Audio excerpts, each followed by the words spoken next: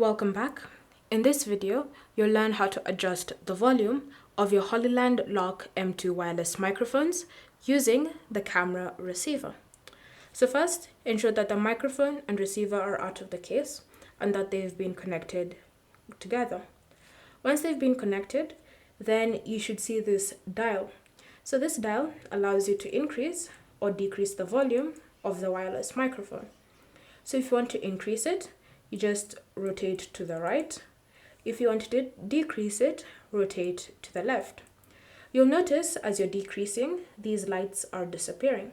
So this tells you the volume level that you're at. If it's at 1, it means very low volume.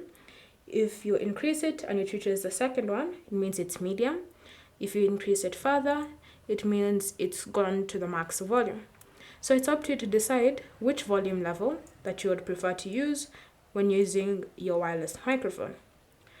Thank you for watching. If you have any questions or comments, leave them down below and we'll get back to you.